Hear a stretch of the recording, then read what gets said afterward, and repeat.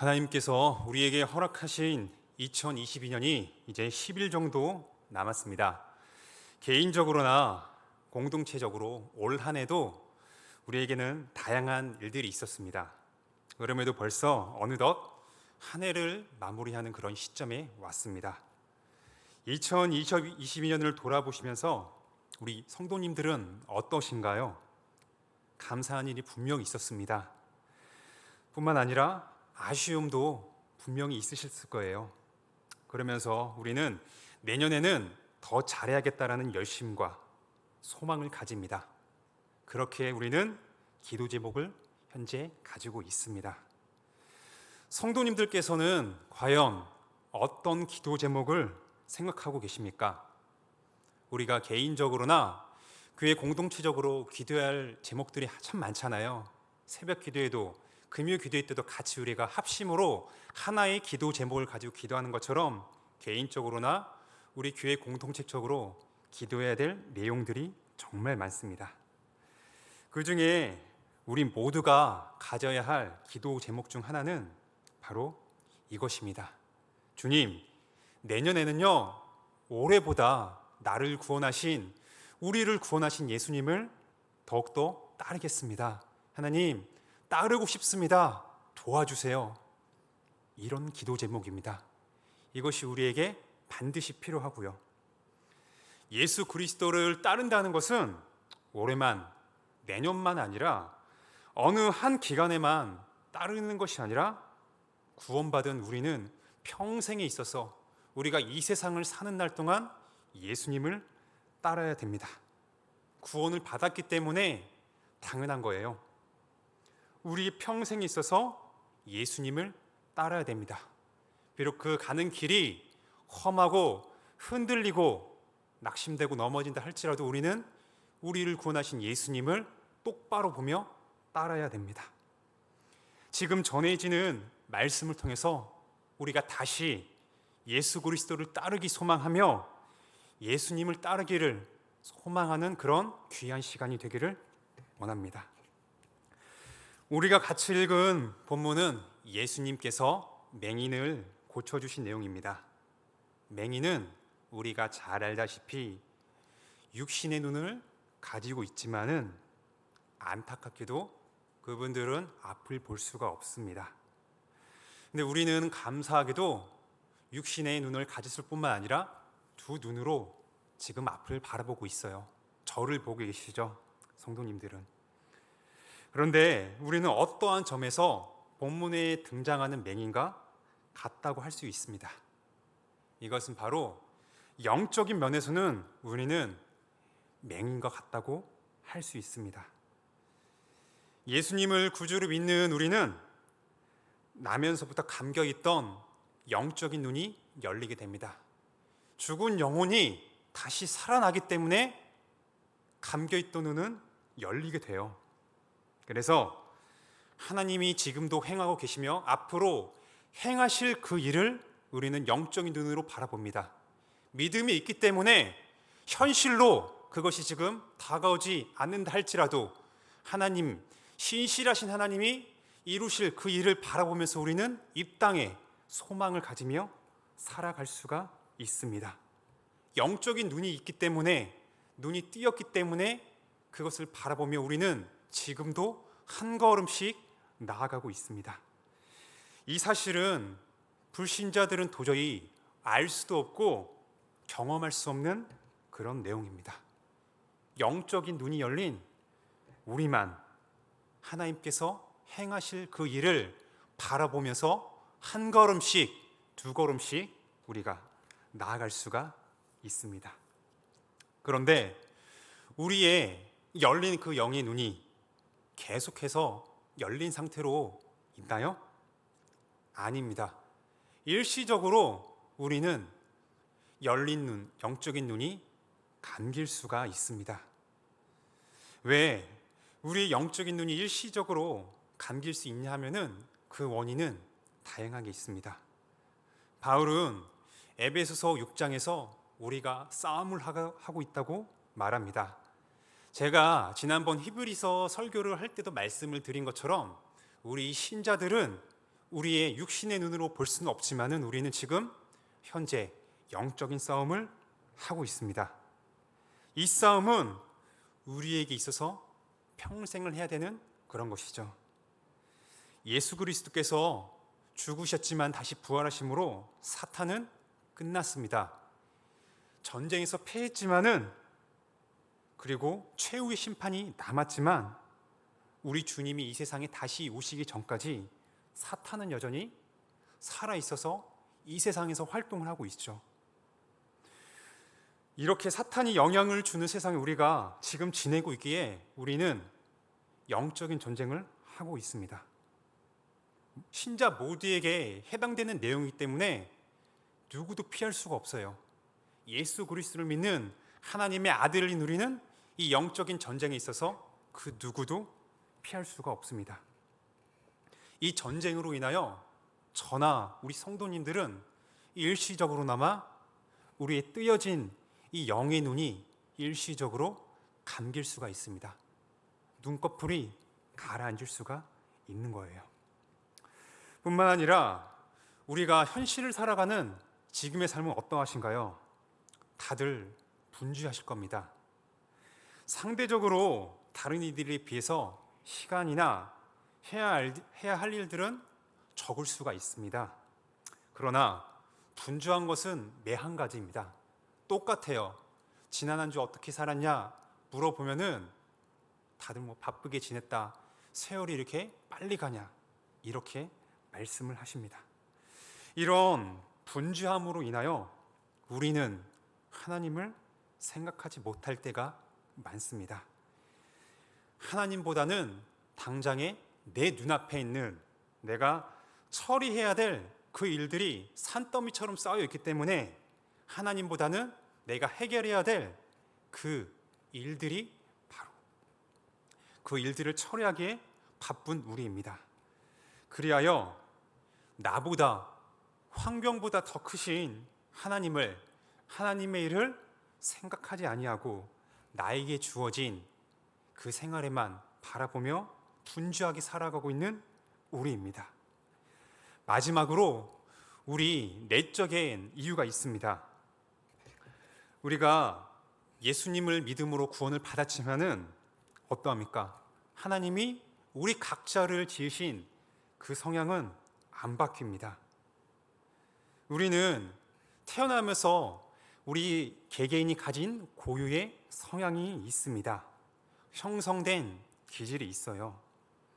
우리 중에 상대적으로 더 부지런한 사람들이 있는가 하면은 상대적으로 덜 부지런한 사람들이 우리 주변에 있습니다. 이거는 제가 지금 다른 이들과 비교를 하자는 것이 아니라 바로 우리 안에 있는 각자 게으름 때문에 누구는 더 부지런하기도 하고 상대적으로 덜 부지런하기도 합니다. 영적으로 눈이 감길 수 있는 이유 중에 하나는 바로 이 게으름 때문입니다. 게으름으로 인하여 하나님께 내가 가까이 가야 된다는 것을 알면서도 가지 못합니다. 조금 더 쉬고 싶다. 오늘 하루는 조금 쉬고 내일 하나님께 나아가고 싶어. 내일 나가도 돼. 이런 게으름을 하루, 이틀, 일주일 이렇게 지내고 미루다 보면은 나도 모르는 사이에 열려있던 우리의 영적인 눈은 어느샌가 모르게 감기게 됩니다. 이 게으름이 나의 영적인 눈을 감기게 하는 이유 중에 하나입니다. 또한 영적인 침체가 있습니다. 영적인 침체라는 것은 이상한 것이 절대 아닙니다. 이거는 누구나, 신자라면은 누구나 겪을 수 있는 일입니다. 하나님을 믿는 신앙생활을 잘 합니다. 그러다가 어떠한 이유로 우리는 영적인 침체에 빠지기도 합니다. 이 침체는 내가 믿음이 약하기 때문에 침체에 빠진 사람들을 보면은 저 사람은 아직 믿음이 약해서 그래, 이렇게 생각할 수 있는데 그것은 결코 아닙니다. 강한 자라 할지라도 언제든지 영적인 침체에 빠질 수가 있습니다. 그 한 예로 엘리야를 저는 말씀을 드립니다. 엘리야는 구약 북이스라엘의 아합 시대에 하나님께서 사용한 큰 선지자입니다. 하나님이 그를 택하셔서 하나님 자신이 살아계신 하나님을 그를 통해서 분명하게 드러내셨습니다. 증거하셨습니다. 그런데 이 위대한 선지자인 엘리야가 영적인 침체에 빠지게 됩니다. 우리가 잘 알다시피 열왕기상 18장에서는 엘리야 한 명과 바알과 아세라 선지자 850명이 갈멜산에서 싸우게 됩니다. 이 싸움이라고 할 때 우리는 육적으로 치고받고 싸운 그런 싸움이 아닙니다. 영적인 싸움이라고 할 수가 있습니다. 엘리야 혼자서 살아계신 하나님을 믿고 따르는 그분의 종이었습니다. 그런데 반대로 반대편에 있었던 바알과 아세라 선지자는 살아계신 하나님이 아니라 사람들이 만들어낸 가짜 신을 섬기며 따르는 추종하는 그들의 종이었습니다. 이 대결은 누가 정말 살아계신 하나님인지, 누가 정말 진짜 신인지를 판가름하는 대결하는 놀라운 중요한 사건이었습니다. 그런데 1대 850이라는 사람의 생각으로는, 사람의 수치로는 도저히 엘리야는 이길 수가 없는 싸움이었죠. 1대 850인데 어떻게 이길 수 있을까요? 엘리야가 아무리 뛰어난 인물이라고 할지라도 말이죠. 그런데 그는 이 싸움에서 이겼습니다. 그가 어떠한 큰 힘을 가지고 있어서 그런 게 아닙니다. 하나님이 그의 기도를 들어주셨고, 그가 하나님께 아뢰는 그 말을 하나님께서 행하심으로 말미암아 이스라엘 하나님 여호와께서 참 신이심을, 살아계신 하나님을 그들에게 보여주셨습니다. 이렇게 큰 전투에서 엘리야는 승리를 경험하게 되었죠. 이 승리를 겪은 엘리야는 어땠을까요? 만약에 나나 여기 계신 성도님들이 엘리야라고 가정을 하고 하나님이 나를 사용하여 주셔가지고 가짜 신을 따르는 사람들과의 전투에서 내가 이겼습니다. 그러면 우리는 어떨 것 같아요? 아마도 엄청 기쁠 겁니다. 찬양하면서 큰 소리로 하나님은 정말 살아계십니다. 나를 사용하셨군요. 너무나 감사해요. 그러면서 큰 소리로 찬양하며 자신감이 넘칠 것입니다. 그런데 이 의기양양한 엘리야가 곧바로 놀랍게도 의기소침해집니다. 영적인 침체에 빠지게 되는 거죠. 이 엘리야가 영적인 침체에 빠지게 되는 것은 내가 10일 동안 기도를 안 해서 된 것이 아니라 놀랍게도 큰 승리를 겪은 이후에 곧바로 빠지게 된 겁니다. 왜 그랬냐면은 아합의 아내 이세벨은 엘리야가 갈멜산 전투에서 이겼다는 사실을 들었습니다. 그러면서 이세벨은 내가 엘리야 너를 반드시 죽일 것이다 라고 맹세를 했어요. 엘리야는 이 얘기를 들었습니다. 그런데 하나님이 자신을 통해서 역사하신다는 그 사실을 알았잖아요. 경험을 했는데 놀랍게도 이는 두려워했습니다. 영적인 침체에 빠지게 되었어요. 그래서 하나님께 하나님 저 좀 죽여주세요. 저는 저희 조상들보다 낫지 못합니다. 이렇게 하나님께 간구를 합니다. 여러분은 어떠신가요? 이 얘기를 들었을 때 놀랍지 않나요? 하나님이 사용하셨던 그 큰 선지자인 엘리야가 놀랍게 놀라운 승리를 거두는데도 불구하고 영적인 침체에 빠지게 된 겁니다. 이렇듯 믿음이 강하다고 해가지고 결코 영적인 침체에 빠지지 않는 것이 아닙니다. 저나 우리 성도님들도 언제든지 그런 침체에 빠질 수가 있는 것입니다. 이런 요소들, 우리의 영적인 눈을 감기게 할 수 있는 요소들은 바로 본문에서 등장하는 맹인이 예수님을 찾는데 방해하는 무리들이 있었잖아요. 이 무리들과 똑같다고 볼 수 있습니다. 본문에 등장하는 무리는 어떤가요? 자신들이 메시아라고 믿고 이제 우리를 괴롭히고 있는 이 로마로부터 구원할 메시아가 오셨구나. 이 예수님이 이제 여리고에 입성하셔서 예루살렘에 들어가신다. 이제 드디어 우리나라가 그 다윗 때처럼 강한 나라가 될 때가 있다. 왔다. 그러면서 기대하는 무리들입니다. 이렇게 예수님을 영접하고 환영하는데 맹인이 방해를 해요. 맹인은 자신의 눈을 고쳐달라고 얘기를 합니다. 다윗의 자손이여, 나를 도와주세요. 이 소리를 들은 무리들은 어땠을까요? 아, 맞아. 예수님께서 빨리 이 맹인들을 치료해 줘야 돼. 이렇게 생각 안 했어요. 오히려 방해거리를 생각했습니다. 아, 왜 쟤는 우리가 지금 예수님 오심을 지금 찬양하고 환영하는데 왜 저 사람을 이렇게 시끄럽게 하냐? 그렇게 방해를 했어요. 영적인 면에 있어서 우리의 두 눈을 감기게 하는 이 무리와 같습니다. 우리 안에 게으름이나 이런 영적인 전쟁에 처해 있는 우리의 상황이나 아니면은 영적인 침체에 빠질 수 있는 것은 바로 본문에서 맹인이 예수님을 찾지 못하게, 예수님을 부르지 못하게 막는 그런 무리와 같습니다. 맹인은 자신의 감겨진 이 육신의 눈이 열리기 위해서 예수님이 반드시 필요합니다. 예수님이 자신의 눈을 열리게 해줄 수 있다는 그런 확신이 있었기 때문에 사람들로부터 죽은 자를 살리고 문둥병을 치료하는 그 사실을 듣고 믿었기 때문에 맹인에게 있어서는 나의 이 태어나서부터 한 번도 뜨지 못한 이 눈이 열리기 위해서는 예수님이 반드시 필요했습니다. 그러나 무리는 이 맹인의 입장을 생각하지 않았어요. 맹인을 생각하지 않고 오히려 맹인들을 귀찮은 존재로 여겼습니다. 그래서 싫어했습니다.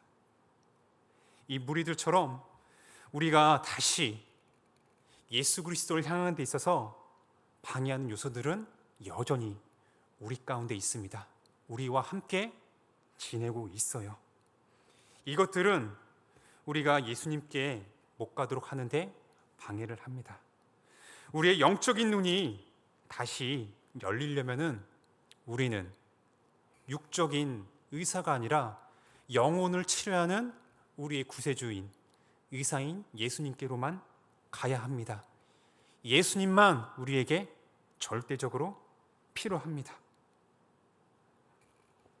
그런데 우리가 예수님께 가지 못하도록 하는 맹인을 귀찮아하면서 방해했던 이 무리들의 힘은 너무나 강력해요. 우리 마음대로 잘 안 됩니다. 컨트롤을 하기가 힘들어요. 우리는 실패를 경험을 하기도 합니다. 그런데 넘어졌다고 해서 우리는 거기에서 멈추면 안 됩니다. 본문에서 맹인은 어떻게 행했는지 우리가 그 사실을 기억을 해야 돼요. 자신이 예수님을 찾자 무리들이 방해하잖아요. 야, 조용히 해. 너 왜 이렇게 시끄럽게 굴어?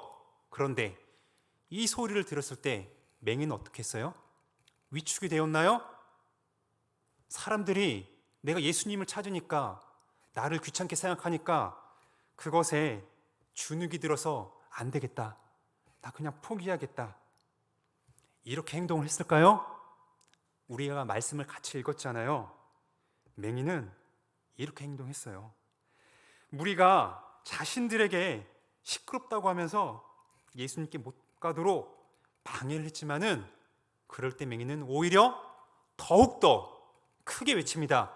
다윗의 자손 예수여, 나를 도와주소서, 우리를 불쌍히 여겨주세요 예수님. 이렇게 큰 소리로 불렀습니다. 무리가 방해했음에도 불구하고 예수 그리스도를 간절히 바라고 크게 외친 것은 확신이 있었기 때문이에요. 예수님만이 우리의 눈을 열어주실 수 있는, 눈을 고칠 수 있는 유일하신 분이시다. 이 사실을 믿었고 확신했기 때문에 아무리 수많은 사람들이 나를 방해한다 할지라도 내가 예수님을 찾고 다가가는데 그 어떤 것이 나를 방해한다 할지라도 물러서지 않을 수가 있었어요. 오히려 더 크게 무리들이 있는 둥 마는 둥 그들이 나를 방해하든지 상관없이 크게 외칩니다. 다윗의 자손 예수여, 나를 도와주세요. 확신을 가지고 그는 외치며 나아갈 수가 있었습니다. 이런 확신이 있어야 우리는 우리의 영적인 눈을 감기게 할 수 있는 요소들이 지금도 존재한다고 할지라도 물리치면서 예수님께 나아갈 수가 있습니다. 예수님을 다시 찾을 수가 있는 거예요. 이 맹인들의 외침을 들은 예수님은 어떻게 하셨나요? 두 맹인을 부르셨습니다. 그리고 이 맹인들의 말을 우리 주님은 들어주셨고 그들의 소원대로 육신의 눈을 열어주셨어요. 예수님은 이런 분이십니다. 자신을 믿고 간절히 찾는 자를 결코 외면하지 않으세요. 예수님은 맹인들이 자신을 부르는 것을 그냥 못 들은 채 하고 지나칠 수 있었습니다. 우리가 상상을 해보면은 예수님을 환영하는 무리의 소리가 얼마나 컸을까요? 얼마나 컸을까요? 수많은 무리들이 여리고에 나귀를 타고 입성하시는 그 예수님 보았을 때 우리가 찬양하는 그런 소리보다 아주 많이 훨씬 컸을 겁니다. 이분이야말로 우리를 드디어 로마의 압제로부터 구원할 메시아이자 왕이기 때문에 너무나 기대하고 있던 구약에서 말하고 있었던 이 메시아 하나님의 아들이 왔다라는 것을 직접 두 눈으로 보았잖아요. 그래서 이들은 큰 소리로 예수님을 환영하고 영접했습니다. 예수님을 환영하는 소리가 엄청 났어요. 근데 맹인은 두 명이었잖아요. 100대 두 명의 소리를 비교해봐요. 누구의 소리가 더 클까요? 상식적으로 생각해도 100명의 소리가 훨씬 큽니다. 예수님은 이 무리들의 외침을 그냥 못 들은 채 하고 지나칠 수가 있어요. 그런데 예수님은 그냥 지나치지 않으셨습니다. 자신을 애타게 찾고 자신을 믿는 그 맹인들의 소리를 들어주셨고 그들을 나에게 오라 라고 하면서 불러주셨어요. 그들의 소원을 들어주셔서 육신의 눈을 뜨게 해주신 우리 주님입니다. 여기에 있는 저와 우리는 본문에 등장하는 맹인들보다 훨씬 더 귀한 존재입니다. 바로 예수 그리스도께서 자신의 피값으로 우리를 구원하여 주셨잖아요. 우리를 자신의 피로 사셨잖아요. 남들은 우리를 하찮게 볼 수 있습니다. 세상에서는 우리의 가진 재력이나 외모 등으로 판단하기 때문에 세상의 기준에서는 우리는 볼품이었고 하찮을 수가 있어요. 그런데 예수님은 절대 그렇게 보지 않으십니다. 우리가 예수님을 찾는 것, 예수님을 부르시는 것을 결코 외면하지 않으세요. 들으십니다. 우리의 작은 소리라고 할지라도 미세한 말이라고 할지라도 나의 소리를 들으시면서 응답하시는 그런 우리 주님이십니다. 문제는 우리예요. 이 사실을 기억하지 못하는 우리가 문제입니다. 그렇기에 영적인 눈이 감겼을 때 우리는 예수님을 찾지 않습니다.